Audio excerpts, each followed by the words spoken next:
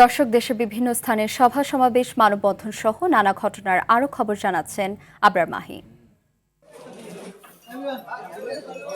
দীর্ঘ ১০৪ বছর পর কলাপাড়ায় উদ্বোধন করা হয়েছে যুগ্ম জেলা জজ ও যুগ্ম জেলা দায়রা জজ আদালতের কার্যক্রম। বরিশাল নগরী জমাকৃত সকল ইমারতের নকশা অনুমোদন ও হস্তান্তর করেন সিটি কর্পোরেশনের প্রশাসক অ্যাডভোকেট বিলকিস আক্তার জাহান শিরিন। চাঁপাইনবাবগঞ্জে বিদ্যুৎ সংকট নিরসনে সোলার প্রকল্পের পরিদর্শন ও সম্ভাব্যতা যাচাই কার্যক্রম পরিদর্শন করেন চাঁপাইনবাবগঞ্জ জেলা পরিষদের প্রশাসক মোহাম্মদ হারুনুর রশিদ। পুকুরে থাকে। যশোরে আন্তর্জাতিক শব্দ সচেতনতা দিবস উপলক্ষে আলোচনা সভা অনুষ্ঠিত হয়েছে।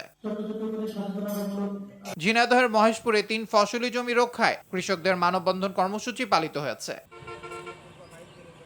নড়াইলে রবীন্দ্রনাথ ঠাকুরের ১৬৫তম জন্মবার্ষিকী এবং কাজী নজরুল ইসলামের ১২৭তম জন্মবার্ষিকী উদযাপন উপলক্ষে প্রস্তুতিমূলক সভা অনুষ্ঠিত হয়।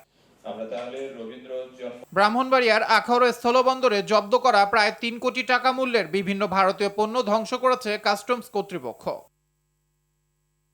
নতুন দিনের প্রত্যাশায় নাচবে বিশ্ব ভালোবাসায় প্রতিপাদ্যকে সামনে রেখে যশোর ও সুনামগঞ্জে পালিত হয়েছে আন্তর্জাতিক নৃত্য দিবস। বগুড়া সারিয়াকান্দিতে উপজেলা আইন শৃঙ্খলা কমিটি ও মাসিক সমন্বয় সভা অনুষ্ঠিত হয়েছে। ঝালকাঠির রাজাপুরে বিষখালী নদীতে জাটকা বিরোধী অভিযান চালিয়ে ৩ জেলেকে আটক ও ৪টি বেহুন্দি জাল জব্দ করেছে উপজেলা প্রশাসন।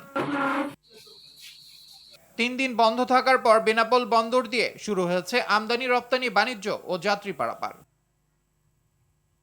রাজবাড়ী সরকারি আদর্শ মহিলা কলেজে ৩ দিনব্যাপী বার্ষিক সাহিত্য সাংস্কৃতিক প্রতিযোগিতা ও পুরস্কার বিতরণী সভা অনুষ্ঠিত হয়েছে। মানিকগঞ্জে যৌথ অভিযানে জ্বালানি তেল পরিমাপে কম দেওয়ার অভিযোগে একটি ফিলিং স্টেশনকে ৫০,০০০ টাকা জরিমানা করেছে জেলা ভোক্তা অধিকার সংরক্ষণ অধিদপ্তর। যশোরে ফুল দিয়ে শুভেচ্ছা জানানো ৭ মাসের শিশু আর নাসরের জন্য বিশেষ উপহার সামগ্রী পাঠিয়েছেন প্রধানমন্ত্রী তারেক রহমান। আমরা বিএনপি পরিবারের পক্ষ থেকে এই উপহার শিশু ও তার বাবা মায়ের হাতে তুলে দেওয়া হয়। নওগাঁয় ন্যাশনাল মডেল স্কুলের প্রিন্সিপাল শহীদ প্রামাণিকের বিরুদ্ধে প্রতারণা ও একাধিক অনৈতিক সম্পর্কের অভিযোগে সংবাদ সম্মেলন করেছেন তার স্ত্রী শারমিন আক্তার। গোপালগঞ্জে প্রাথমিক বিদ্যালয় গোল্ড কাপ ফুটবল টুর্নামেন্টের ফাইনাল খেলা অনুষ্ঠিত হয়েছে। আবরার মাহি, RTV।